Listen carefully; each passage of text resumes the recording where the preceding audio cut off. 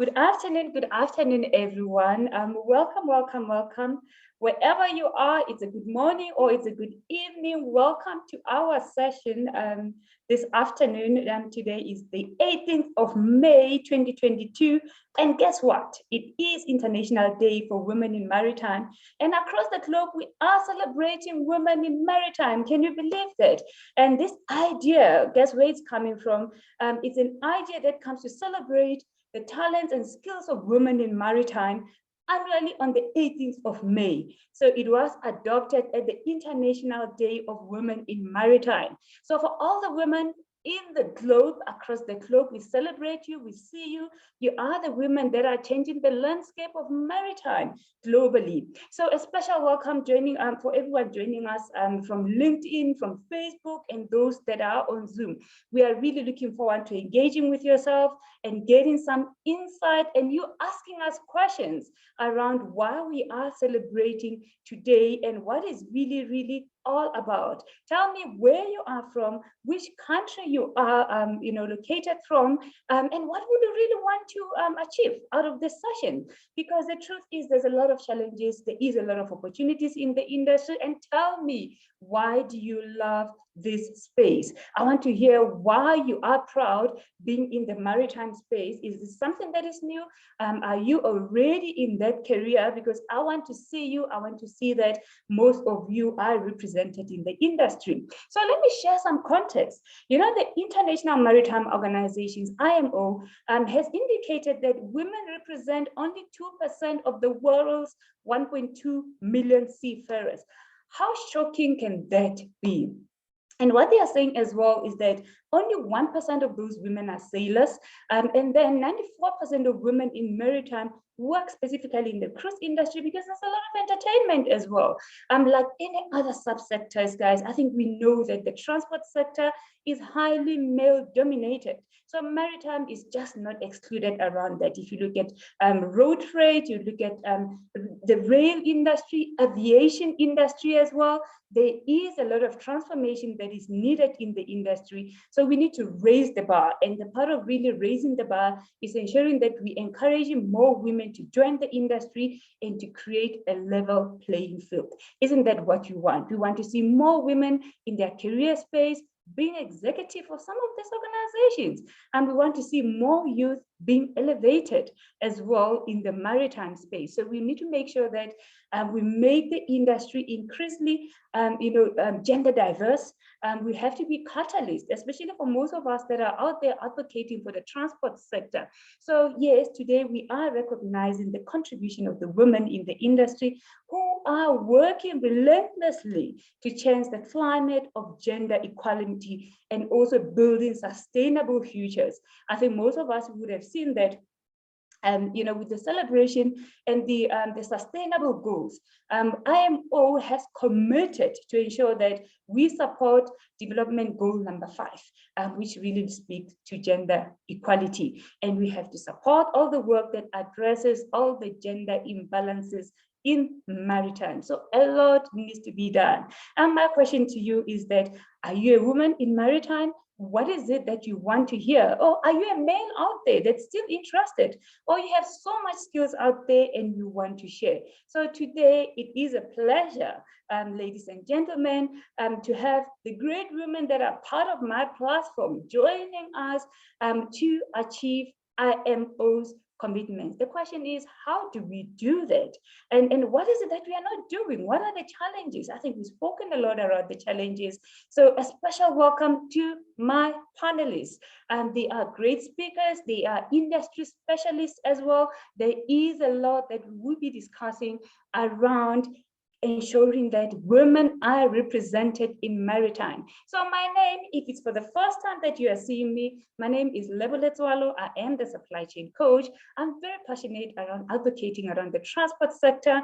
We are looking at mentorship and coaching and ensuring that we build the capacity in the industry and basically around the globe. Well, with that, I would want the speakers to start showing their faces so that they can introduce themselves. And then we have a chat around everything around entrepreneurship, career space, everything around the regulatory framework to enable us to meet all these gender equality global goals. So with that, I give the platform now to my speakers, if they can still just show their faces and then introduce themselves. And I think most of you have seen most of those of the ladies on the platform. Ma Margaret from Willard, and then Usne Tandeka. Tandeka is joining us. She's in Netherlands, by the way. At the airport. Tandeka, thank you for joining us. Innocentia Mutau. I think all these ladies, you probably have met them before in your life. These are the ladies that are making an effort to change the industry. And we're talking about maritime, and what we are saying that we have solutions. There's a lot that needs to be done today, and we celebrate you, women, and looking forward to having a discussion with you. So make sure that you use the chat box to ask questions, and we'll ensure that we answer as much as we can. And if we can't, don't worry, I'm always available. We are on LinkedIn. We are on our Whisker platform as well. We are addressing anything and everything around the transport sector. So with that, I would like to start with Ma'am Margaret. If you can please introduce yourself, Ma'am Margaret.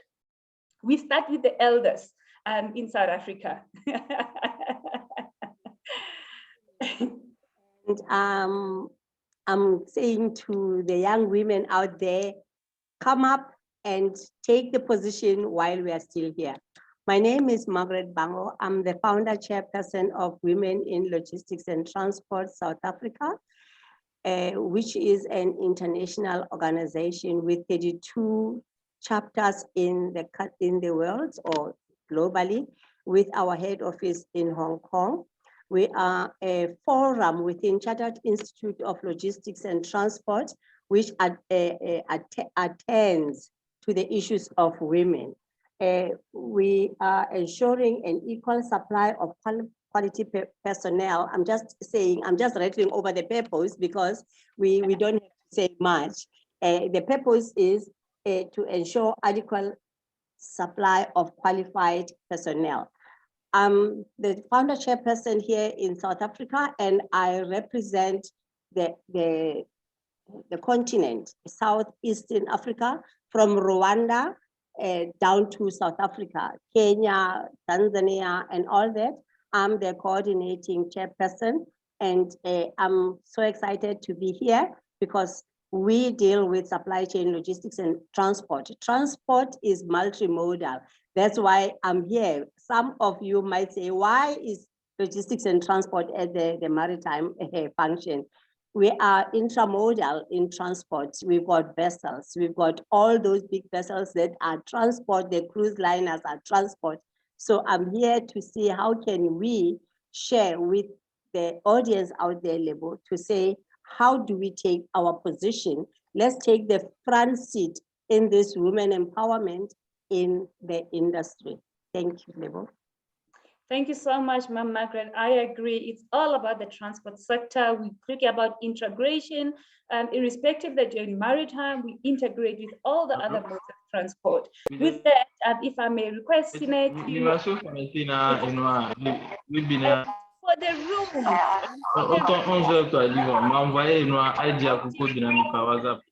So, those Marcel, I'm going to expose you now. Can you please mute yourself? So please, ladies and gentlemen, please, if you can please mute yourself and also your cameras. If you can just stop them so that we can focus on the panelists. Thank you. Sneh? Good afternoon all, and happy International Women's Day in Maritime Space, ladies.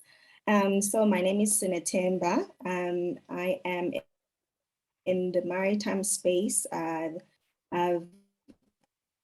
started as the interim lecturer at DUT covering maritime studies.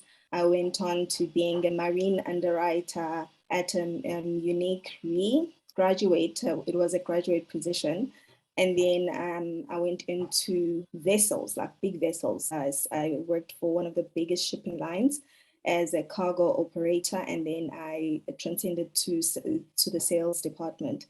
I'm also part of Willet, and Margaret Bango here is a great mentor of mine. She lives the saying that we need to take up space. Young women take up space. She literally lives that, and it's a great opportunity to be sharing a platform with such great women that are extending the hand to mentor and coach us young people into being these powerhouses that you guys are. So I'm grateful for the opportunity to be in this space. In my other capacity, I also have a diving license, which is a very interesting topic, which I hope we'll be able to cover when the opportunity does arise.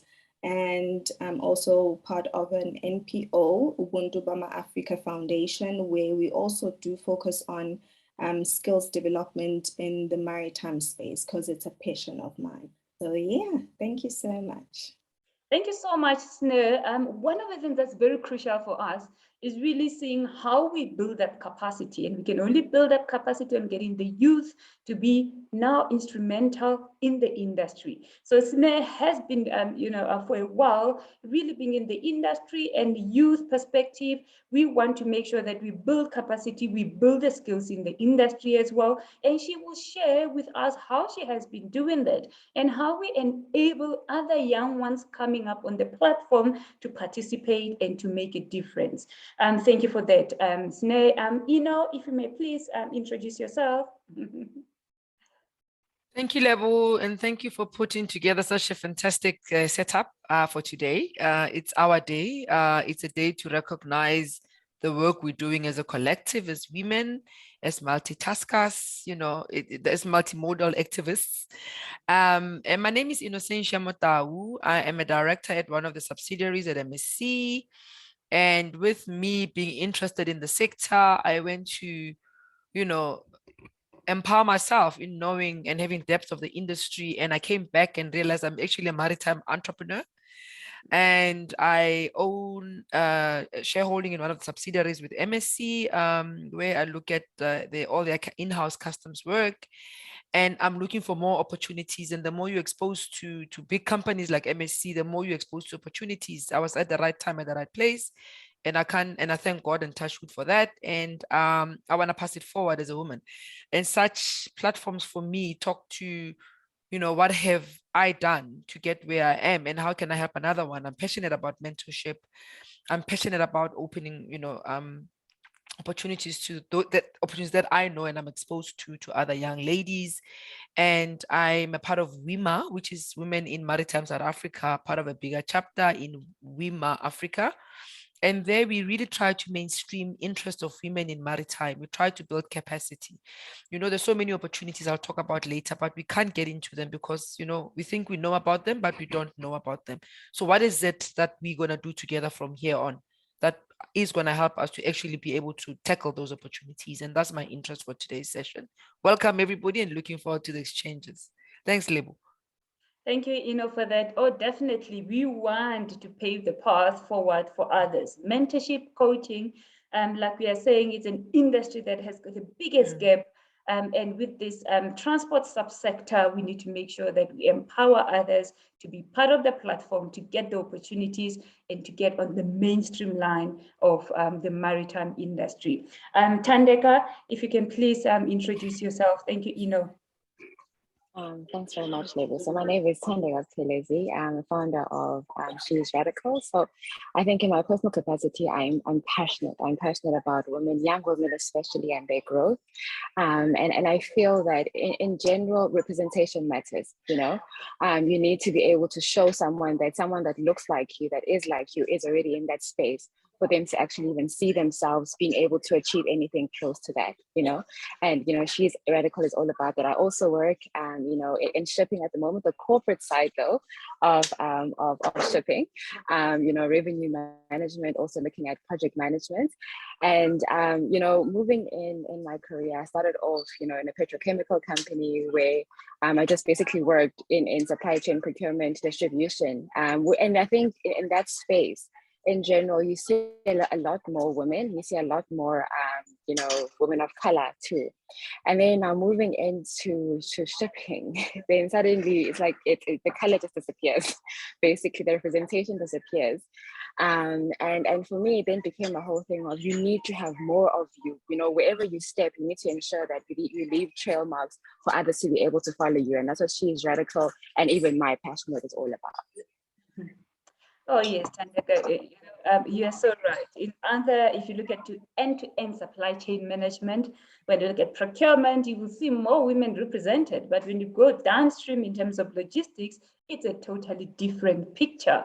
And that is why today we have to recognize, we have to celebrate, we have to build capacity in terms of the maritime industry. So again, everyone, it's International Day for Women in Maritime. A special welcome to yourself. Like I said, use the chat box. Those that are on LinkedIn, welcome to yourself. Please put your chats there. I will be checking them out, and also on Facebook. Now, let's change the narrative now. So ladies, if you can just show your faces, because now we have to start talking. I mean, so much I've shared the stats around what I am always saying around the women in maritime, such a huge gap.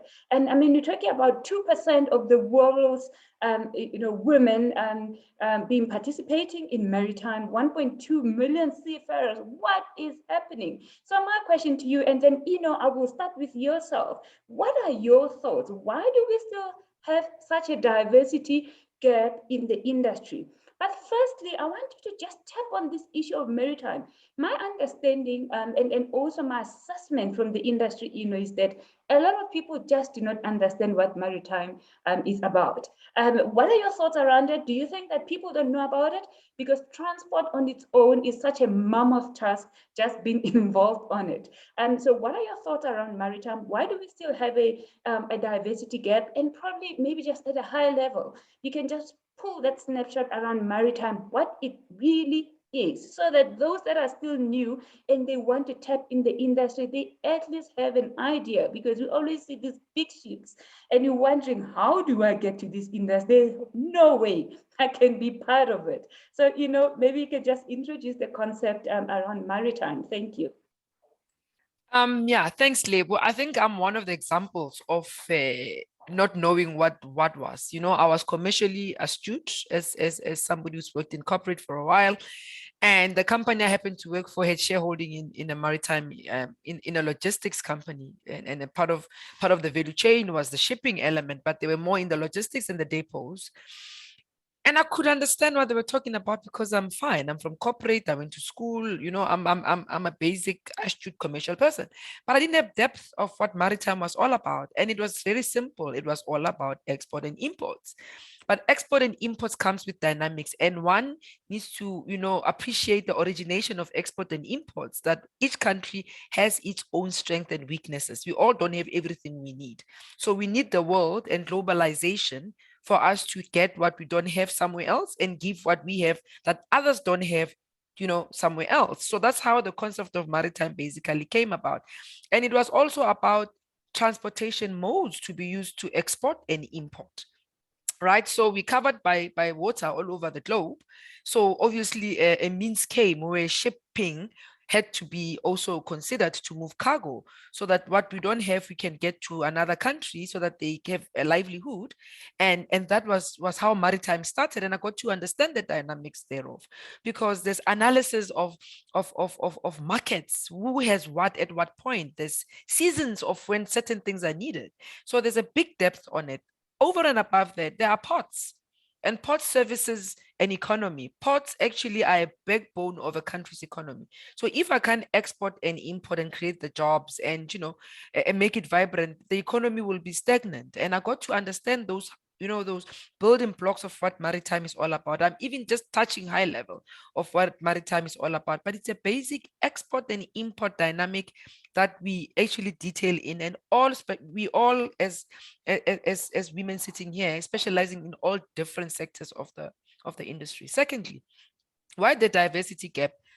It's a tough industry. It's very mature. It's very male dominated, because it's not an easy business. I mean, I get on a ship because I do, I'm a vessel agent for MSC, so I have to interact with ships berthing at Devon Port, and it is painting. Chandlers are men, they're carrying heavy things, and it's sad. It's a very manly industry, and as a woman wanting to come and play, it becomes, there's a gap. It's not many of us there, so that on its own becomes a challenge. But we need to be smart and say, where do we play? Look at us today, all here to listen to each other, because we want to be a very strong collective to actually tackle what we can do in the industry. Thirdly, we got to know what we want to do. I can't just also come. I'm passionate about entrepreneurship and value chains of the maritime industry, but I meet chancellors a lot. Somebody says, I'll apply for a vessel agent because there's an application process that's open. Why? Do you know what it is? Where it's going to make you money in the bigger scheme of things? Is it a wealth building business? We don't ask ourselves those questions. And I think my passion is actually there to explain, not to give you business, but to explain what's available and how you can achieve it, and what tools do you need to actually tackle those opportunities. People just I want to stevedore. Do you know what stevedoring is? You know where to start about stevedoring? Do you know that some ships actually have cranes on their own, that the ship itself is stevedoring for itself? And you know how the procurement process works for Transnet? That information is nowhere to be found. You have to dig deep, and you have to be lucky to have people who are in there. So I think that's the one biggest gap, label, you need to note for us to have a way forward on, as to how do we get to tackle each and every opportunity and get people to have the right skills and yearn and passion to do what needs to be done, and not just wanting to be everything to everybody. Because I think that's the biggest problem of women. We're trying to catch up and we're doing it the wrong way. All right. Thank you so much, for that. I mean, very important. And I always, when I have sessions, to start with 101, dynamics, understanding what maritime really is. And has said it, import, export, the backbone of the economy, how we get access to goods, to commodities, outside and inside the country, on the globe. It's a connector for the globe, if you're thinking about it. But you've also raising a very crucial point, around why we have so much gaps. And part of the gaps that you indicate, it's a very tough industry. And then I get to a point where I'm asking you a question. If it's a tough industry, is that why a lot of women just don't want to participate on it, or we are not open enough, to allow women to participate? So with that, Thandeka, maybe you can just take us through that. And because sometimes we have this thing, if something is tough, you don't want to do that. You look at the transport sector, less than 4% on all modes of transport is women participating on it. Now, getting to maritime itself, and you're already saying it is a tough industry, and you're also raising the area of mentorship and coaching, and we're going to get to that at some stage. So Thandeka, what are your thoughts around that? I think, like earlier on, I had mentioned the whole thing about representation mattering, right? You need to also see. So, for example, if you've never seen something being done by someone of, in your village, just talk about village. If you've never seen them doing something in your village, it's almost like a thing of, no, this thing is only for them. So I don't really see myself in that space. We have, quite a bit of that. And those who dare to ever get into that space, you get inside and the environment it's harsh, and it doesn't really allow for you to even want to stay. So, I mean, even in corporate, you'll often find that, you'll see, because, a recruitment is measured, a lot of people will actually join, but the same way that they join, they'll also leave, because you arrive there and the kind of culture that is being fostered in that particular place, it is just not conducive. You kind of think, I don't have to do this to myself. I'm sure I can find a better environment somewhere else. And you probably can, So yeah, for me, definitely one is representation, someone who will stay and actually make it work and make it more attractive for other people to come. And then also creating an environment within that will actually make people want to even stay. All right.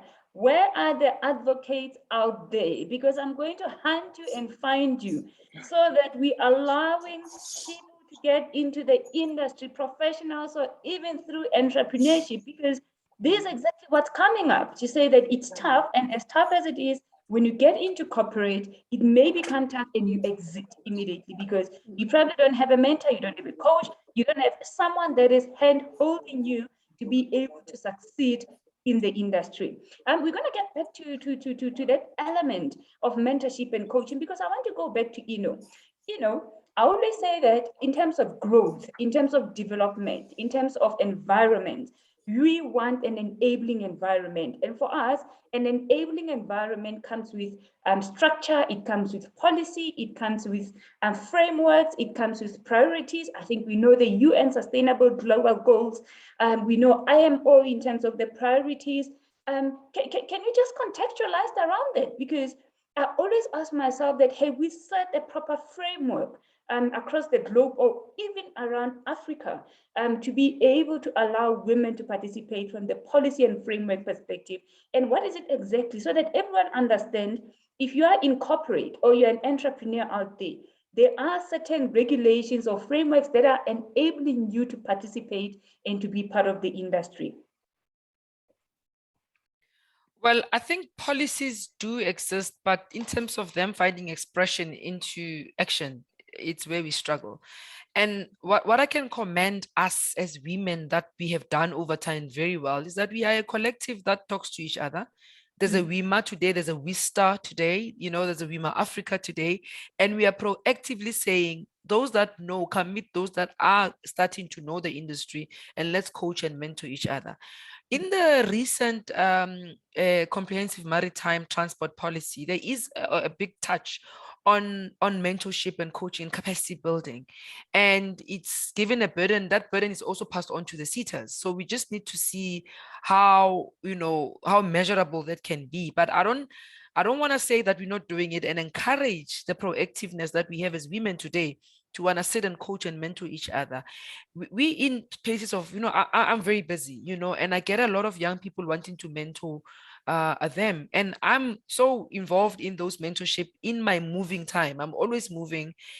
So I call it mentorship on the go, for instance. I don't have to have a meeting with you, but send me stuff. Let me apply my mind. Let's talk on email. Let's talk on Zoom, and we move on. But we need to dwell deep in the policies, to actually, I don't think there's anything outstanding there saying, it's a framework for mentorship and coaching, framework for luring more people into the sector. There isn't any, and maybe it's because we don't also celebrate successes, that people are interested, and then we actually focus on luring more people and making them comfortable and land into the industry. All right, so policies exist. So my challenge to all of you women, and I'm going to go to Ma'am Margaret just to continue with this conversation. My challenge to all of you women and all the males that are in the industry, we're looking for mentors and coaches from the AWISCA perspective to coach in this industry. Please make yourself available for that, because we can only change the landscape through your support, through your knowledge, through understanding the technical skills around the industry. That's what we want. This is what we want to see in terms of the growth and empowering women. So, Ma'am Margaret, we're talking about the policy, the frameworks as well. What are your, I know you love talking about that. I want to hear your thoughts about it. Thanks, Lebo. Firstly, want to add on the less numbers of women in maritime. We need to start together with people like Ino and Tandega to promote the sector to be a sector of choice from the graduates. That's where we need to start. And where we are as women in logistics and transport through CILT, we are running a mentorship program. The program that we are running gives you an international accreditation. We are calling to you, Tanega, and and other women in the sector, take up this opportunity that is given by CILT to be mentors. We've got a lot of mentees, because this sector, as you are saying, is very difficult. And every time a young person is thinking of joining, they look at the barriers. So it is never an option to go to this sector. Let's promote it, and let's make it be attractive to the youth that are coming. So coming to policies, has just touched it. The policies are there. Sometimes when you read the policies, they are talking above us as women, because it's not a lot of women who are at that level. We need to actually go down and look at, page by page, discuss the policies with WIMA and other WISCAs and all those organizations that are involved, to say, how do we unbundle this policy to be relevant to the entry level of women and young women and youth as such. I don't want to discriminate. Youth has got no gender. And youth, those young men, they should be able to want to come into the industry. Yes, it is cutthroat, but we can't keep on saying 2%, 2%. We are having that challenge whereby in the unemployment, we've got 50% of this figure being women and youth. Let's maybe focus on the policies and download them to the smallest unit, which is user-friendly for entry, like entrepreneurship. We are not just talking about the CEOs of the companies. How does an entrepreneur look at maritime and say, I'm covered by this policy and I want to go into it? Yes, before they do that, they need to have an insight. And that's where training is very crucial. We need to market the training that is available to the people who really want to go into this industry. And we can help with the policies. I mean, we've got people who can download the policies like Tandega Sinetemba, and we can always go back to them and say, here is a small business that wants to go into vessels agents. Where must they start? So firstly, they've got to have an interest to come in, then we can increase the numbers. The policy needs to be talking to us, not above us. Thanks. Thank you, Ma'am Margaret. I mean, I think we are already dwelling on to the enabling environment. I mean, you bring up another important aspect. A couple of weeks ago, I sat on one of the advisory boards of one of the universities that's focusing on transport management. And one of the discussions that was coming around, because we're talking about the skills of the future, how we become competitive from the transport sector, it was very clear that transport management or logistics management is still not that career of choice. And that is in fact what was brought about by the universities, that there's so much that needs to be done to ensure that people understand transport sector, they understand various modes of transport, and also what they are also indicating as well, that when you now start looking at all the transport subsectors, now you can really now start looking at which one has got a bigger challenge and why it does have that. I want to get to Tandega, especially on the private sector perspective, from corporate.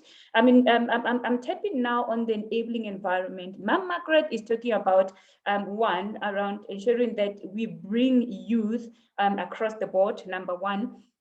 And we have to look at the training, ensure that we have those mentors and coaching. But what other enabling environment do you think we must be looking at? Because now we're talking from advocacy outside, we're talking about WISTA, we're talking about WIMA Africa, we're talking about AWISCA. That's all the advocacies that we are doing out there in the industry. But what should corporate do to really support us, according to you? So I think there's a lot of work that is already being done right now. I mean, as part of what Ma'am Margaret was talking about, we have, women's network even within the corporate, right, which will actually then do the mentorship. And I think I couldn't actually emphasize mentorship even more than what has already been emphasized, because when it comes to being in a place, especially when you're a front runner in something, you actually face a lot of opposition, a lot of issues. It's always good to actually have someone else who kind of pull you up and then help you to look at things in a different way. And I feel like in this industry, it's very, very critical. So that is definitely still being done. But I think more than that, it's also, educating ourselves, right? Because at the end of the day, it's one thing to say there's no opportunities, it's very kind of issue. But in the event that an opportunity does actually come up, are you ready to take that up? And I think this is something that sometimes, we don't actually also face ourselves to say, okay, have you actually also skilled yourselves in this particular area? There's many people, especially looking at, if you're going to be looking at maritime, it means that chances are you'll probably have a bit of an international career. Are you competitive with everyone else, around the world? And what kind of skills do others have that you also need to kind of be upping your game on? And yeah, so for me, I would say that corporate at the moment is doing as much as they can with their all various networks, but let's also bring it back to ourselves to say, if something else opens up tomorrow, if corporate puts in a program and says, okay, we have vacancies available, am I ready to take up that seat? Okay, I'm glad you bring in an element of opportunities from the corporate perspective, and also the level of readiness. And I think the level of readiness also speaks to how much people are capacitated, the coaching, understanding the industry on its entirety, and the appetite as well, to absorb all these women into the industry. Tell me about which opportunities can you think of, from the corporate perspective? Because now I want to focus only on the corporate, specific opportunities that really moves forward in terms of inclusivity and broadening the aspects within several organizations. So if I were to be looking at the youth, because I'm guessing that this is more about, bringing youth into this sector, right? I mean, I know currently we have graduate programs, right, that introduce various, matriculants, I'd say, because that's basically the minimum requirement, matriculants to the sector of maritime. And I must say, I mean, it's working well, because we do actually retain some of these students beyond the point of the graduate program. And I actually just wish that, we could actually take up more people into these various programs, because I have seen that, it does do a lot in terms of, introducing maritime to a lot of young people. All right, but I want to ask another question. When I look at the industry, and when I look at corporate, and having been in corporate myself previously, and I look at how we used to recruit in logistics a couple of years ago, I always found that there's a biggest gap in terms of the qualifications that we are looking for. And for an example, if you're going to logistics, you find that corporate is saying we want industrial engineers, as an example.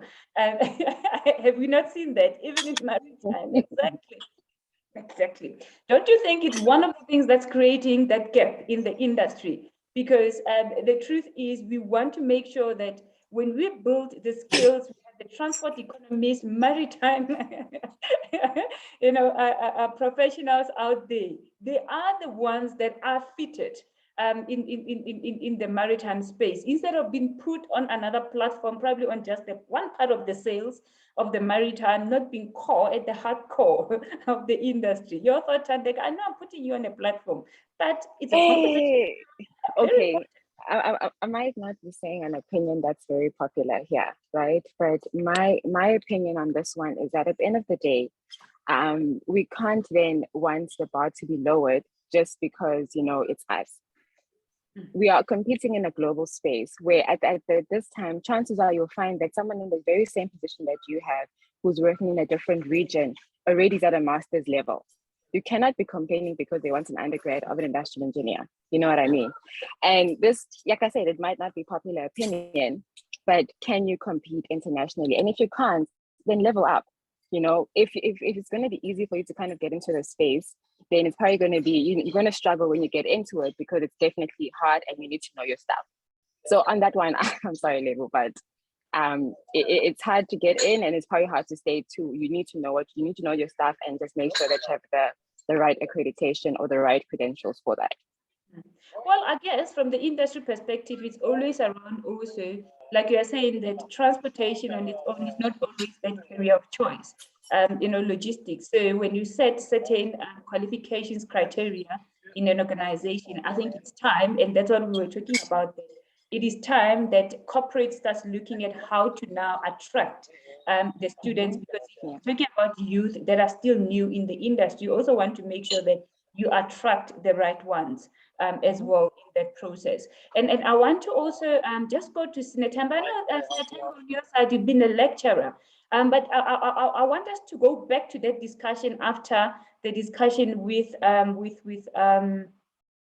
Ino. I don't know if Ino is still there on her side, because the discussion that I want to pick up with her was it's around Africa Free Continental Trade Area. Ladies and gentlemen, I know Ino has to be recused soon at 2 o'clock. So I want to make sure that I can suck out as much as I can from her brains before she leaves. So, Ino, And let's talk about Africa Free Continental Trade Area. I mean, if you look at AfTA, logistics on its own is an enabler to AfTA. And when I say that WIMA Africa has got a mandate, WISTA has got a mandate, and there's certain priorities and opportunities within AfTA.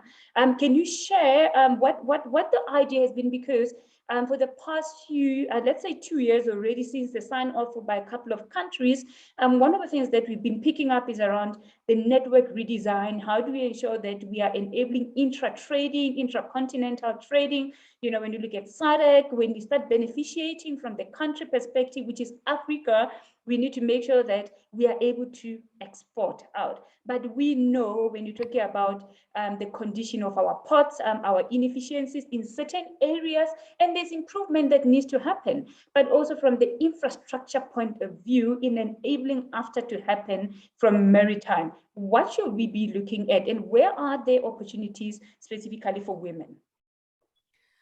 Yeah, I think the AfTA is a huge enabler, and I think our creative space needs to then think about the golden threads of how we're making sure that it happens.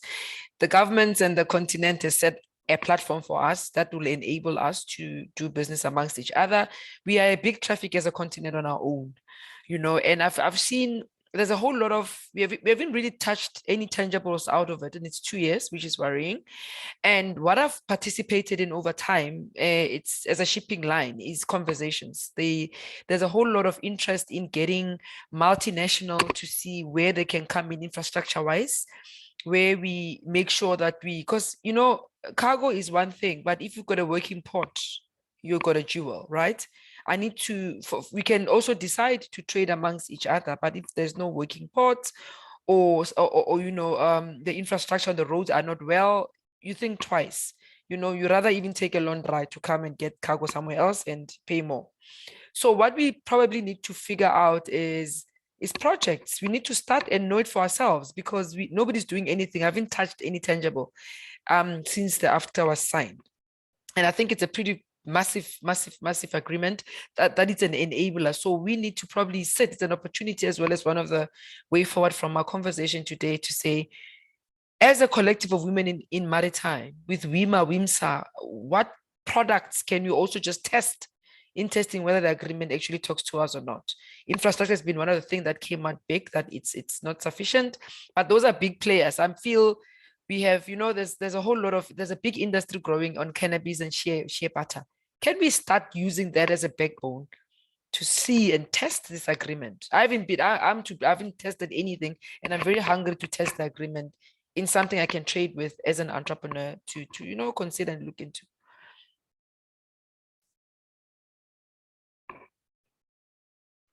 Very, very interesting. Very interesting. Because yes, AfTA is an enabler for Africa. We want to reduce our interdependency from the global space. We want to increase investment, reduce unemployment. But again, we are saying that if you have maritime working, the ports that are efficient, we have a dual, because we will be able to beneficiate and start transporting outside our country, so that we don't just take our raw materials, exporting them, and we importing them back, which becomes costly for us. I think we have seen that during COVID, that we were challenged in a lot of products that we are importing. And talk about chocolate, cocoa, talk about coffee on its own, guys. Those are some of the things that we have seen that we have been challenged, and that is why AfTA is very important, and really start looking at these bigger opportunities on maritime. Maybe we need to start building our own ship. Who knows? Built by the women, enabled by us. That is part of industrialization. Ladies, who's got the same thought? I really want to hear your questions. What are your your questions, your comments? I want to go back to the chat, ladies. And on the chat box, I want to see what everyone is saying. Let's see. Oh, one is really around, there is a comment from Akuela saying that Congratulations for this webinar, this opportunity to support the advancement of women in the maritime sector in Africa and therefore build the continent's maritime capacities to promote safe, secure, efficient trade on cleaner oceans. Definitely, we want cleaner oceans and we want that sustainability in the industry as well. Thank you for that, Kwele. And there is a comment which was very, very crucial as well. Around the topic that I want to get back to in terms of being a graduate and that alignment in the industry. And that comment is coming from Nomti, and we'll tap on that, Nomti. Your comment is that what's been taught in varsity and the skills needed is very different. So I think we need to look into this, and it's not preparing students well for the skills needed in cooperative maritime. Definitely, I agree with you. And I will want Natemba to talk about it because she's been a lecturer. She focused on mentorship as well on her side. But before you even disappear, I think after ladies, and I want to hear everyone that's on the platform, where do you see opportunities for yourself as women from the Africa Free Continental Trade Area? I can tell you that so many women are off to Ghana. They are in Accra right now. I remember from the EU perspective, the sign-off of the treaty, I've seen a lot of women that has been part of our mentorship cycles. They are contributing. So you have opportunities for you to contribute in the building of Africa. If you are into trading, you are you're an exporter, you are an importer out there, you are a freight forwarder, whichever it is that you are focusing on, are you playing in that space? Are you that mentor? Are you that coach? Do you want to join hands with ourselves to be able to build the capacity? I am waiting to see the yes, yes, yes on the chat box. I'm challenging you. So Sine, let's talk about now the skills, because the specific skills that Nomti is talking about are the skills also that are enabled in AFTA. If you look at AFTA's commitment, number one, it's speaking of how women can be supported, but also number two, it speaks around how youth can be supported. Your thoughts around that? Okay, just to touch, there's so many things that have been mentioned that I'd wanted to mention or to touch on. Just to go back on the first point about the 2% of women in maritime, in seagoing. Mm-hmm. Another limiting factor, if we just bring it home into South Africa, our seafarers, there are so many women that are actually qualified, but they can't get sea time, they can't get opportunities, because like Tandega mentioned, we are competing in a global space, and there are certain countries that are so willing to lower their rates or their labor laws or whatever it may be, and it ends up impacting on the women. And some that have managed to go into the ship, into seafaring, for instance, mention things like being discriminated on board, being told that someone actually mentioned that when they went in and started working, they were told by the chief officer or the vessel captain that there's a man who's supposed to be feeding his family, but you are here taking that away from him, Mm-hmm. So all of those things are challenges that women do face. But I feel from a local perspective, like you mentioned after, we speak of Africa free trade, like we have such a huge coastline. We can actually go into cabotage. Whatever is owned locally is shipped by locally produced vessel or a locally chartered vessel. In that case, you are able to hire these seafarers. They don't have to compete with the Filipinos and the rest. You hire them locally, they at least get that experience, because that's another thing. Everywhere you go, as a first time, you are required 15 years experience. God knows where you're going to get that with just graduating out of varsity.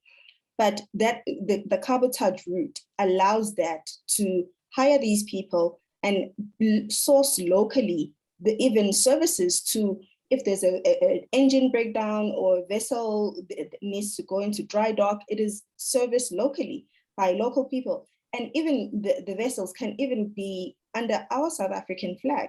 But those are discussions for another day. Going back to Yes. I want us to continue, but this is very important. You see, and logistics has got bombastic ways. So if you're not coming from logistics or you're still new or you're still learning, you also want to understand some of this beautiful technology. Explain to everyone what is cabotage, because cabotage is such a beautiful name, but some people don't understand what really it is. Like just cabotage 101, teaching layman's term, what is it? So that everyone can start thinking beyond that. Thank you.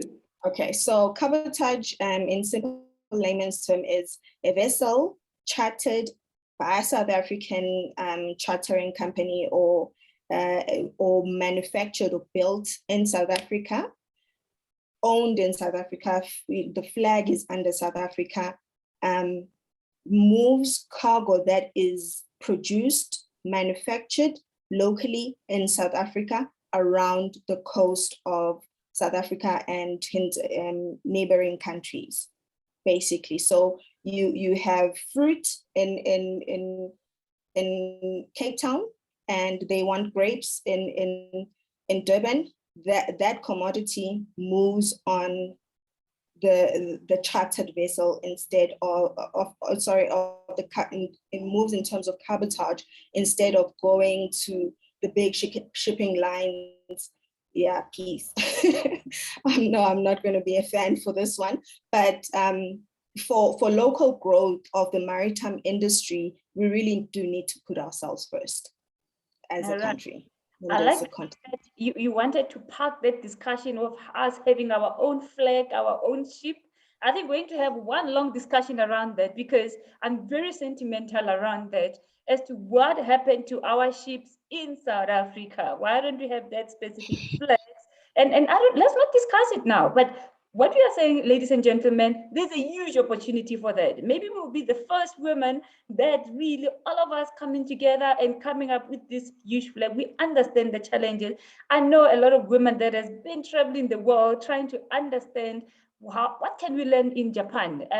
I'll expose someone called Yayeri as well. There's a lot that she has learned out there in the industry, and we know that there's a lot of work that needs to be done by ourselves as advocates of maritime and really growing the space as well. So yes, cabotage, you got it. It's another opportunity. If you listen clearly, there's a lot of opportunities and snippets that are coming out. And at the end of the day, we will collate them so that you know from the corporate perspective, as part of your career, what is it that you need to know about corporate? And from the entrepreneurship perspective, what is it that you need to know as well? But also the most important part of it, in terms of creating this equality, how do we build the capacity through mentorship and coaching, and really pushing harder to make sure that there's that recognition in the industry on that. So let's continue with this conversation. Maybe before then, Ma'am Margaret, did you want to add something? Thanks, Lebo. No, I just wanted to share a joke with the audience. Way back, Sine and I wanted to go into this cabotage. We looked for vessels, and we saw an opportunity. And as a young person, teaming with a much older person, we were a team to, but we got the vessels and the prices were out of this world. So yes, it brings memories, and cabotage is one of the opportunities. Thanks, Lebo. All right, you heard it. It has been trialed and tested, but it can still be done, right? Yes, no, more capacity is needed, definitely. Yeah, and I have views, and as Lebu says, it's a story for another day, because I worked it out just as you says Margaret, and it didn't make sense. And owning a shipping line, and I've read, the French closed down, the Italians closed down. It's not easy to own a shipping line. It's asset heavy, and we can't catch up. The industry is 400 plus years ahead of us. So it's about us also confronting the truth to say, are we wishing for something we'll never achieve in a lifetime? No, but I'm just saying it's a debate we can open another time. Labor, another opportunity for a session. Because I've got views, and I think yeah, we need to look at also quick wins in the industry instead of, finding ourselves. And a ship right now doesn't really create jobs. One ship, ships are automated now. Instead of getting 28 crewmen, you got 15. And you can only take 2 seafarers or 3. So imagine if you all have ships, how many jobs we're going to create in the bigger scheme of things. Let's look at ship repair. Let's look at being non-vessel owners, operators, and book slots at on Maersk ships, on MSC ships, then own a shipping line.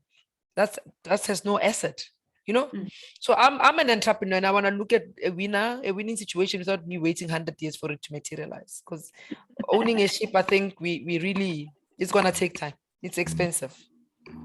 I'm just being controversial, and I'm a businesswoman like that. It's exactly one of the conversations that we've had over a coffee, and it ended up being wine and a whole lot of other things. And we never a couple of people around it. But I think what we are saying in general, ladies and gentlemen, that if you look at, we are still behind as Africa as a whole, number one. But we also recognize that shipping, or you look at maritime as a whole, is an enabler to import and export. And thirdly, if you look at after, when we beneficiate and we start moving out, we also have to be aware and look at the costs that comes with it, because we can be closed because our cost base, remember that. So the question is, what do we do? But also we are saying what matters now is also looking at the quick wins, but also looking at strategically from the Africa continent, we want to push towards industrialization. Maybe the thought that we are having is the thought that has to build up through our great grandkids, but it would have started somewhere. Is that what we should be doing as well? Yeah. We're going to have that conversation as a separate conversation around that, because today it can take the entire session, if we really discuss that. Thandeka, right? Just to touch on the topic Nanti mentioned regarding education, I actually was shocked when I started working.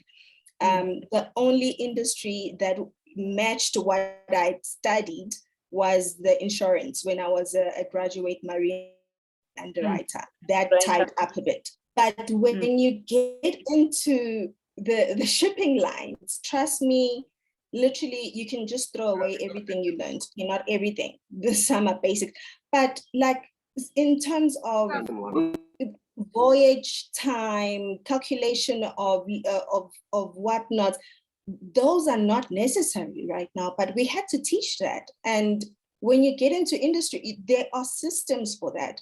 So our education also needs to keep up with where we are in terms of real time, in terms of technology, in terms of the advancements and the systems that are in place in these organizations. You don't need to calculate your laden cargoes, what is going to be left, like all these analysis of sea freight. You don't have to analyze it yourself. It's good to know the concept, but you don't have to sit down and understand all the calculations, because the system does that. You put in numbers, the system auto generates that. So that we really need to go back and reassess the curriculum. Is it really serving the industry and the economic needs right now that like it has been a catalyst for the advancement technologically. And we need education to also keep up with what is happening in the industry and teach relevant things that students can feel empowered and say, oh, I remember this. Yeah, let's do this. I've got this. But you get there and you feel so small. With your master's degree, you're exposed to so many different things that could have been touched in school, but weren't. It was more theoretical than the practical. And what I enjoyed when I was in Sweden doing my master's, there was an element of going to industry, going to a shipping line, sitting down with vessel agents, sitting down with cargo operators, vessel planners, understanding that if you graduate, this is likely what you're going to be doing. And this is how it works. And And you get to match at that point while you're still studying, you get to match what you're learning in class and what's being done in corporate, and you get that comfortability. But for us here in South Africa, for shore-based studies, they don't get an opportunity to do the in-serve, to go in before they finish their degrees, to get a nice feel of what is happening in the office. And that we do need. Yeah, we're gonna get to other issues also. You are on mute. I love that. And those that have just joined us, welcome and happy International Day for Women in Maritime. We are here to celebrate you. We want you to be part of the maritime industry. Tell us, where do you see challenges, opportunities? What do you want to hear from my panelists? This afternoon, there's a powerful panelist that is in the industry. They understand what is out there. It's all about advocating, building the skills, building the capacity, and to support you if you are a youth in the industry. I want to really just tap a bit from what Sina was just saying briefly around the universities and tap into Sorry, what. Levi, can I also just add onto that one before you then comment? I just wanted to add, this is actually also talking about, the various universities. I attended an international symposium for logistics recently. And, there you kind of get students doing their masters, their PhDs from like different schools all around the world. And the topics that were being presented there, when you compare the topics from, the African, well, mostly South Africa, countries compared to what is being presented by China, for example, or various European countries, it's very different. So we have an integration, and this is where I think now, going back to a lot of what has been mentioned, we have more IT that is now basically running the business. So it's not just about the actual vessels, or it's more about, it's not about the hardware, but more about software, on the software side, where basically the industry is basically, like I said, being run by IT. So you had these different topics, that looked into blockchains, digitalization, Internet of Things, trying to integrate that into logistics. And then, also even looking at cold chain and, the IT side of it, all of that kind of stuff, which is very topical at the moment, And then on our side, we had the same old conversations again, that we've been having for many years. And, I sat there, and for me, it was like, wow, even if we can really say, okay, some of our systems maybe are a bit archaic and maybe that's not relevant at the time. But, supply chain is supply chain, it's global. You can't say what doesn't work in China or what works in China won't work in Africa. I mean, it might not be a plug and play, but it's definitely applicable. So I kind of feel that the textbooks must just be thrown away. We need to kind of maybe be using more, more current research, more, because maybe textbooks, by the time it's printed, it's already out the way. When we're having COVID, it should have shown us that textbook from, from 2010 won't tell you about, disruptive supply chains, the way that the current, themes that we're getting. So definitely, I think we need to just refurbish our systems because it's not working. Yes, Tandega, that's so valid, and it's exactly what I wanted to share around the advisory councils in terms of creating the content for the future. If you look at the education system, the way it works in the universities, like right now, they agree on changing the program. It normally will take, like with the Department of Education, SAQA, and so forth, probably 4 years. And I always say that after 4 years, what happens is that whatever was input in terms of that curricula, it's irrelevant immediately afterwards. So I think it's one of the gaps that we are seeing in the industry. But another thing which I always encourage a lot of industry professionals to be part of is being part of the of guest lectures in the universities. Yes, my understanding, and when I look at it, we are very theoretical. That's why we end up, having some of the students that are not ready for the workplace. So we're looking for yourself as well as corporates out there, make access for students to come for site visits. I mean, I can ask a couple of you that are already in maritime, how many of you have been to the ports? as a student and you studied anything and everything in transport or in port, on shipping, have you ever been to the port?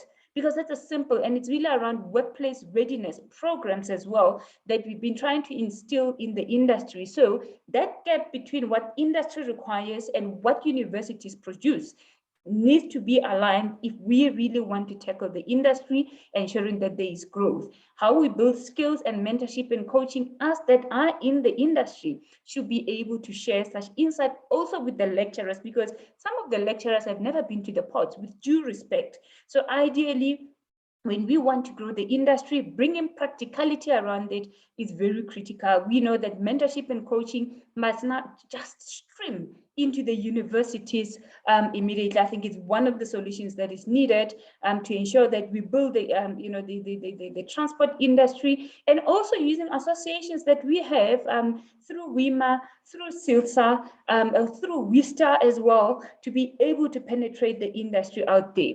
I want to ask now another question now around entrepreneurship. I know we've been focusing a lot around corporate, how we pull in a lot of women in the industry, how we're ensuring that we give support to the seafarers. But also before I get to entrepreneurs, there's just a thought that I almost lost. It was a thought around diversity, which is not respected. I think there's a lot of discrimination that has already been brought forward in the ships, where women are being discriminated that they do not belong in the ship. How pathetic can that be? That should not be the case. Women should be able to feel comfortable getting into the ship and being respected. So clearly it shows me that from the industry perspective, there's a lot of change management that needs to happen if we want to see women participating. And it comes with respect, valuing diversity, also ensuring that equality is understood and it's implemented by the captain, it's implemented by the entire management of an organization. So we're seeing it is one challenge probably that also when anyone has to ask about the industry, is like, hey, hell no, I'm not getting there if I'm going to be told to be taking care of my husband, or I should be home. So ladies and gentlemen, let's try to push that diversity, ensure that there's change management that happens in the organization so that we are able to build what we want. Now, let's get now back into the element of entrepreneurship. Some of us are entrepreneurs. Some of you already that are on the platform, you are running your organizations, you are in logistics companies, or your organizations that you are working with are exporting or are inputting their booking slots around that. And Sina, I want Sina on your side, if you can just share with us what opportunities exist out there for entrepreneurs. I mean, we spoke of cabotage. Can you share other opportunities that entrepreneurs can start looking at? But also, what's more important is really just indicate for those that wants to focus in business in maritime, what are the things that they are supposed to know? Because business are business. If you have an entrepreneurship mind, I can say, hey, listen, I want to be, being a clearing and forwarding company, or I want to now just book a slot. But what are the basic technical skills that entrepreneurs should be aware of, that they should know when it comes to maritime? Okay, so basically there's a plethora of opportunities when we speak of the space. From something like stevedoring, though with times changing, maybe not, it's not like a big one, but we know of people that have been successful in this space, and there's even a female, I think it was, I forgot her name, but she's Isabella. She has a stevedoring company, and she was also advocating for other women to go into that space. Thing is, with stevedoring, you have to get a license from Transnet Port Authority to be able to operate in the port, and your people to be able to work. So you also need your COI, which is under Department of Labor, to say your people are insured by, like it's workmen's compensation type of cover that Department of Labor requires if you're going to employ people. Also, ship chandling is also quite a one where you are able to supply the vessel with when they do the crew changes, when they arrive at port, they stuff needs to be cleared out. Water, they need fresh water, they need food, they need all of those things, and ship handling falls under that. That because the vessel is regarded as a foreign entity, or it's in international waters, so you need an import and export license for that one. So you will have to get that or work with a clearing company. And also SARS. You need to be friends with SARS, because my goodness, they can really frustrate the process of you getting these things. So it's to build good networks, understand who to go to, when to go to them, and at what point. You also need what's this? It escapes me now, but it's all port health. You need a port health license or it that you can also get from Department of Agriculture, if I'm not mistaken. Yeah, and then there's house cleaning, my favorite. As it stands right now, I'm still waiting for a permit because I applied for it. The one thing about Transnet, you will wait. I applied, it was 2017. It's 2022, still waiting. To a point that I applied for a driving license. Also, I got the driving license. I'm sure it's about to expire also.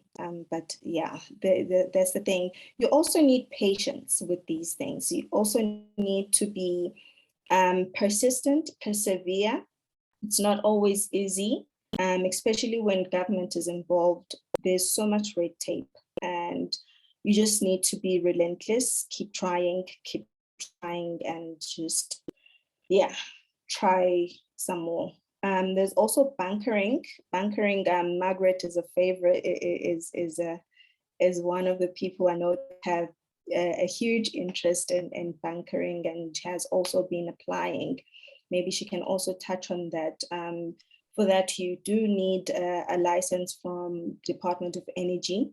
You also do need from Department of Environment, also because should any spillage happen, like we want cleaner seas, as someone actually mentioned in the comments. So there's a whole lot of focus on making sure that the seas are clean, the ocean is clean. Should there be any spillage, you have corrective measures for all of those. So it's a whole long process that you have to go through, getting from Department of Energy, getting permits from Department of Environmental Affairs, Transnet, port authorities, from the chief office, not the chief officers, the port managers, and all of those people. Ship repair also is another one.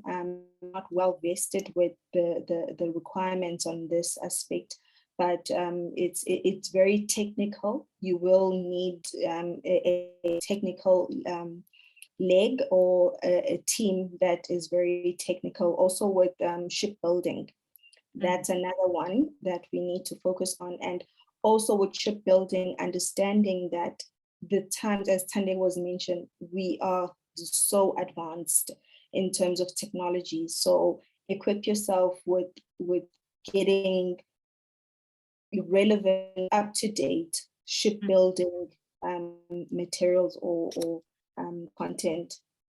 And then there's also container sales.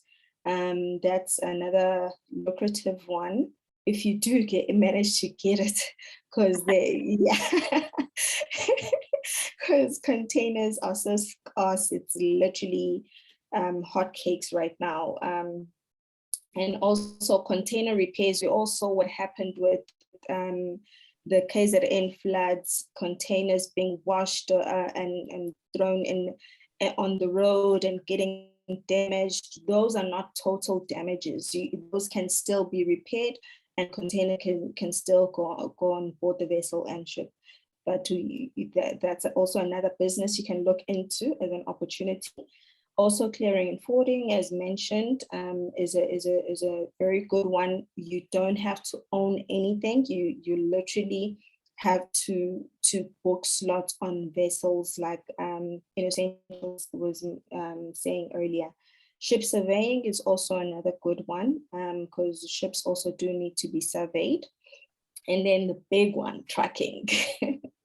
Tracking is without tracking and rail, but rail is mostly Transnet locally. But without tracking, there's literally no way of moving all of these big bulk commodities to the inlands. They would just be stuck in coastals. So those are the few that I can mention at this point in time. But yeah, one thing about business in the maritime space, it's not easy. Like any other business, I would think because all this international maritime organization that regulates this space, because it's a shipping space, you also need to be compliant with other legislations under the IMO also. So ensuring that there's less pollution in whatever you do, especially in hull cleaning and anchoring, you definitely need to be compliant with IMO standards on that. And also just local legislation, and you just need to be compliant with each and every department that you want to work with. If it's at the port, be compliant with port requirements.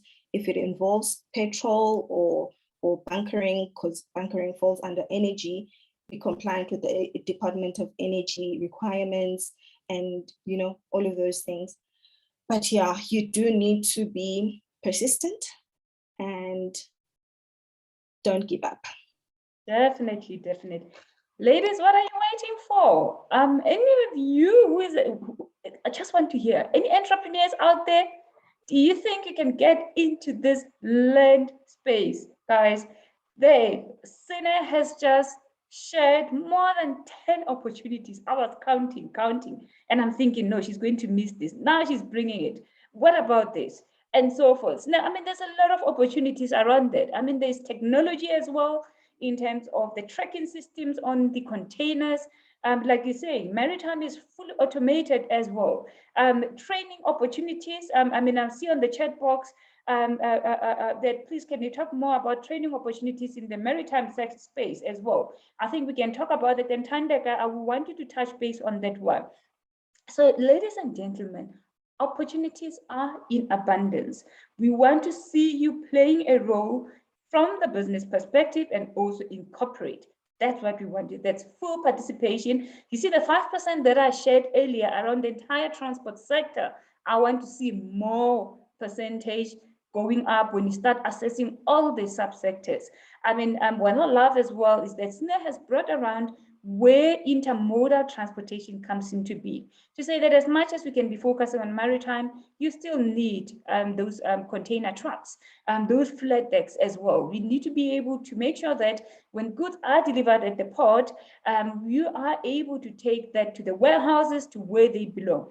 But also if we start thinking of the road to rail migration strategy from Transnet, how much we will be moving more of the commodities on the rail, obviously considering that the rail network is working quite well.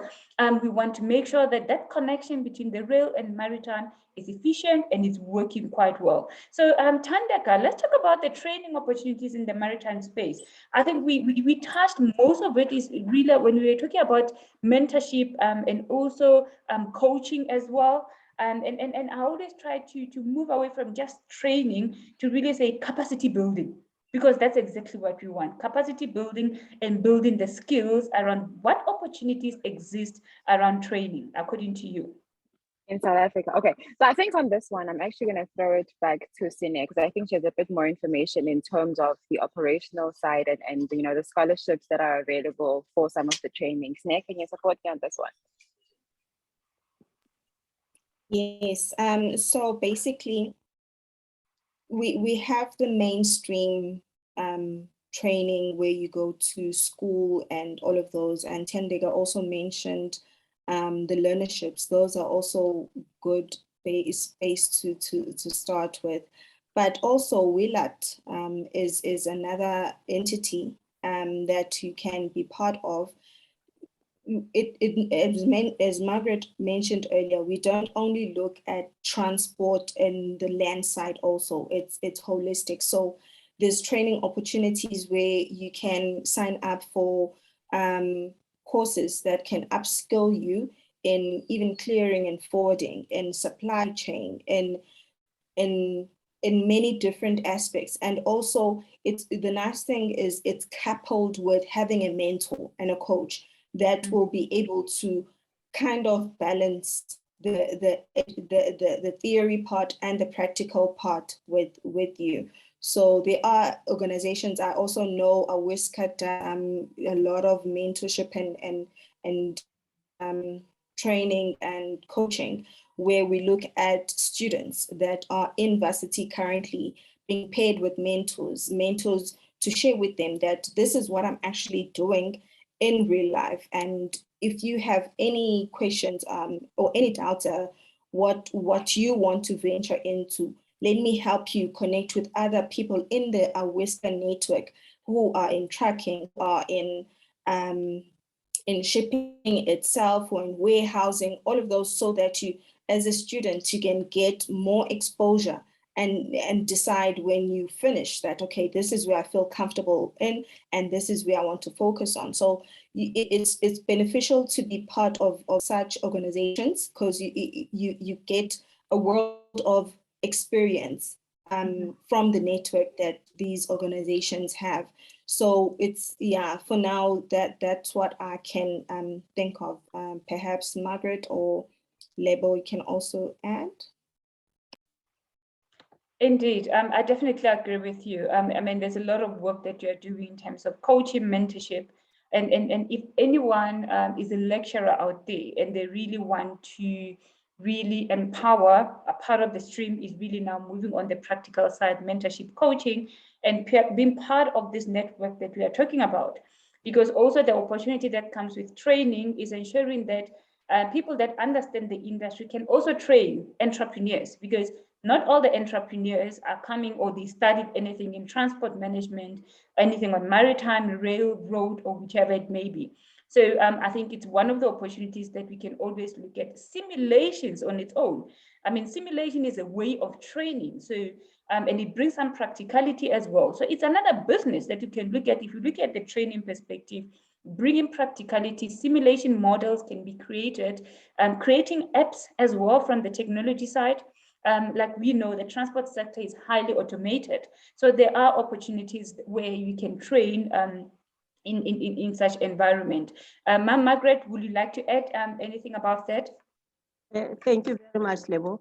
Just to add on the list that Sinetemba has just alluded to, we at CILT, which is the mother body, we have a culture, a mentorship training.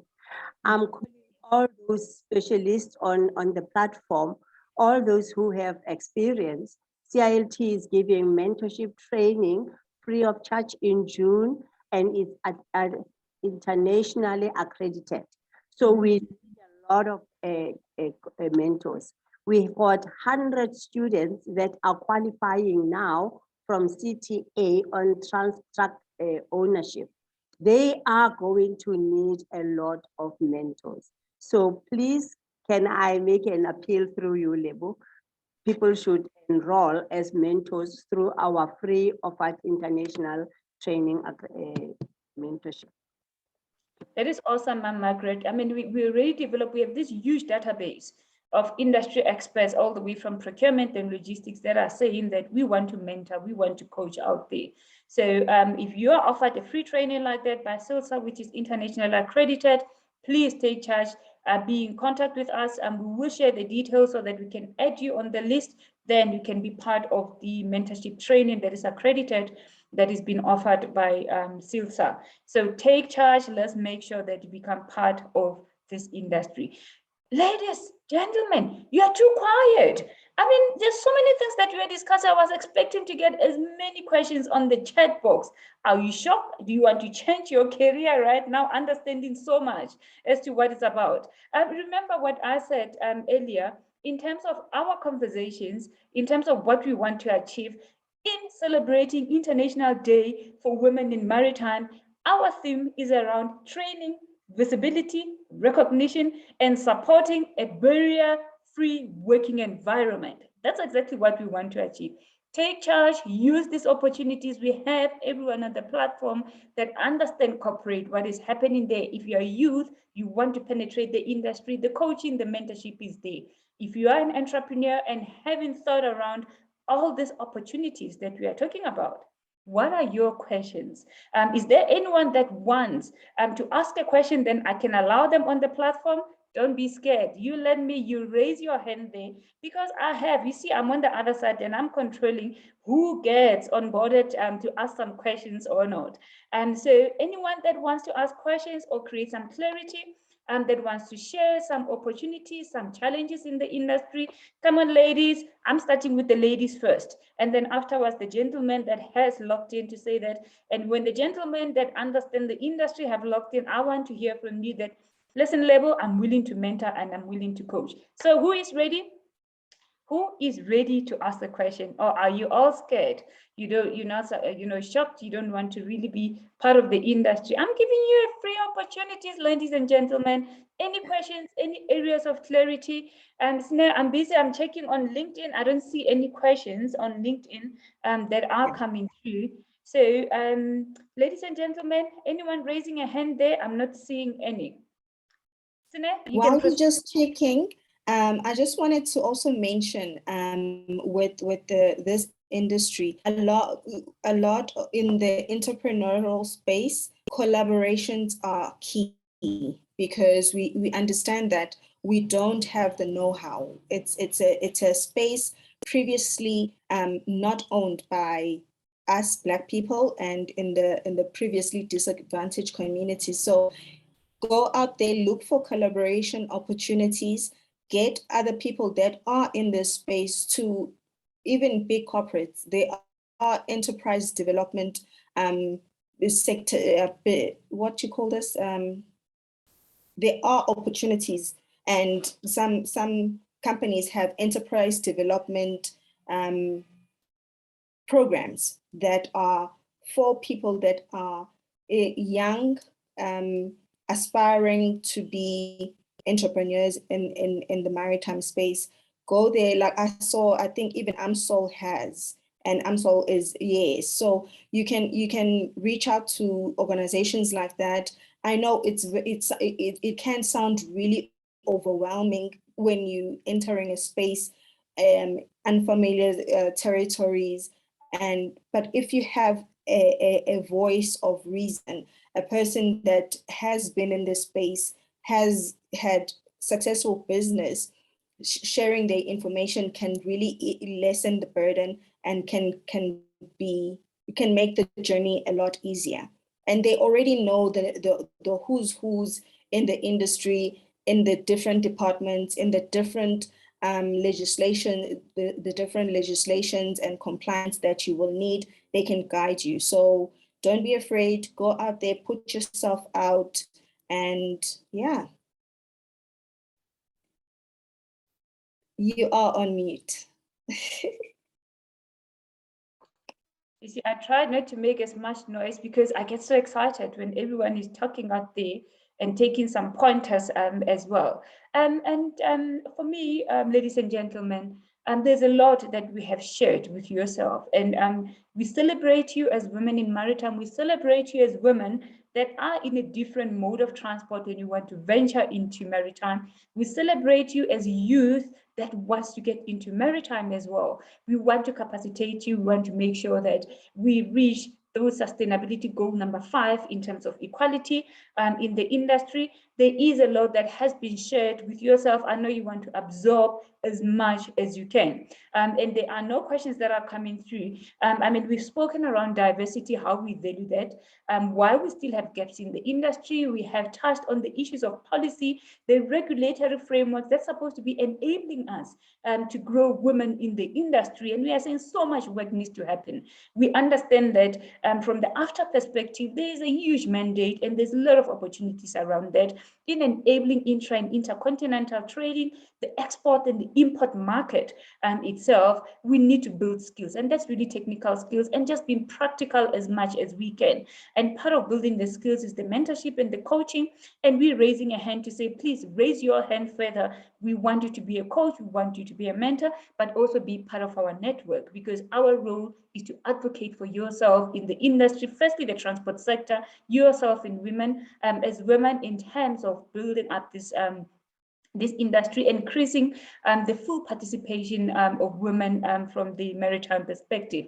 We have shared a lot of opportunities and challenges as well, and saying as an entrepreneur out there, the space is there, but get to understand the industry. You can also be able to do that by being part of this network that we have in the industry. We understand the challenges on the university side, but I'm still challenging you as well. They say from corporate perspective, let's contribute to universities in informing the skills of the future, what they should be teaching, so that all these young ones coming out of universities, they are ready for the industry, and we're giving them exposure, and they get access to the ports, to the road terminals as well, so they understand the entire value chain.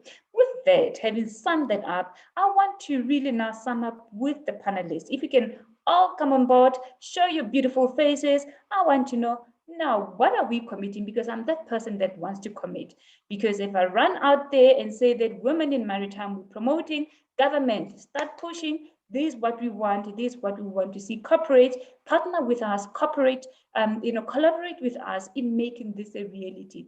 How do we take this forward? What is our commitment? What is your commitment as panelists out there? So with that, let me start with Ma'am Margaret, and then Snare and Tandeka. I know that may have left. So Ma'am Margaret, if you can start with you. Thanks, Lebu. Thank you very much for allowing me to be part of this interesting, very important discussion. As WILAT, would like to be part of it, would like to talk to all the people who are interested. Let's talk about the sector itself. We need to take on what we all discussed. Sine has said so many opportunities. It should not just end up here. Let's move on and make it happen. And I say, let's keep on chatting and see how far we are, so that come Maritime Day next year, we first look at the impact we made post this Maritime Day, and what are the challenges? How do we go through those challenges, mitigate the risk, and move forward? We cannot just have an interesting, educative meeting like this and do nothing about it. We are, as WILAT, committed to make the challenges that people are talking about here, together with my partner here, Sinetemba, will make sure that a lot of them will happen and filter through. WILAT will actually talk to the youth, especially the work experience graduates that are coming from universities, and prepare them to face the entry into the maritime sector, because it's a fear of unknown. Yes, so it's true, but we have to do it. We can't just keep on saying we don't have people to enter into us. We've got 2%, that's not good enough. Hopefully next year, this time we'll be having 5%. I'm not too enthusiastic about it, but 5%, that's the target we should be achieving. Thanks, Lebo. Thank you, Ma'am Margaret. A huge commitment coming from WILAT SA, and also I know with the sister organization SILSA in terms of support. There is a huge commitment to that. Tandeka, your closing remarks. Okay, so I just want to reiterate the fact that it's not only logistics that's relative, that's relevant in maritime. So I think there's many other disciplines that are also still relevant. So come as you are, you know, especially with organizations like Willard, you know, see how you can also be fitted in. And I think in terms of my own commitment, I'd like to, I mean, Margaret spoke earlier on about needing more mentors, and I'd love to actually be part of that, because whatever we've learned, we can't have people relearning those things from scratch. I mean, we need to just give them over so at least they start where we finished off. Thank you so much, Tandega, for that. Definitely, definitely, definitely. We can't afford. I always say that, you know, when you have a young one at home, they are a teenager. When you give them advice, they don't want to listen. You always have to tell them that you can't live long enough, you know, to leave the mistakes that we have done. So it's just the same as how we want to empower right now, that we have learned, we have been there. There is so many people with a lot of information. Let's ensure that there is empowerment and the commitment that comes with it. Sneh? Yeah, thank you so much for this incredible opportunity and the dialogue. I really hope we're going to have a sequel to this, because they're topics that we couldn't cover.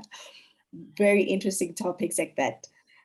So yeah, on my side, I also do pledge to continue with mentoring, and I'm available for any new mentors that may be in need for mentorship. Also, I do really believe I can help in the guest lecturing aspect of things. I think that there's a huge need. Actually, you've just raised a really valid point. Sometimes we just, these things just we don't think about them. But yeah, I'm up for it. If there's any opportunities, I'm also going to look around, just so that we also bring it closer home to the students that are indeed doing degrees in this space. And yeah, let's each one teach one, and those that are in corporate, please extend a hand to the newbies coming in, so that they don't also go through what you would have gone through. It's really cutthroat in corporate. I'm not even going to lie to you. And especially when you're coming in and what you learned is not tying up with what you're doing, it's really nerve-wracking. So give that helping hand to the young ones. And yeah, let's take up the space and cement ourselves, as our Miss Universe once said. Thank you. All right. Thank you, Sine. Yes, ladies and gentlemen, this is not a once-off conversations. For those that are already part of our networks, I think you know that on a monthly basis, on a weekly basis, we have sessions around the entire transport sector. So all the modes of transport, we want to ensure that we empower, and part of it, we've seen that it's making a huge difference. So join us, be part of this network, be part of these organizations that are changing the narrative, and ensuring that there is equal participation and increased participation, and bridging the gap in terms of diversity. Thank you again for being such a great audience. If there are any questions out there, please send them through to us. We have shared our email address. Any questions, any clarity that you require. And all my panelists, thank you so much for making time. I know we are all aligned in really changing this industry of ours. Looking forward to more conversations with yourself. And let me tell you, it's one of the modes of transport that are already on the pathline, because we've been talking about more around transport tracking, road freight, and other opportunities on road. Now, I think it's time now we start pulling more around the maritime industry. Thank you again, everyone. Thank you for being such a good audience and being part of our platforms. Looking forward to engaging further with yourself. Again, thank you. Have yourself a good evening wherever you are joining us from. We hope to meet up with yourself in the future. Thank you, guys. Bye. Bye. Bye.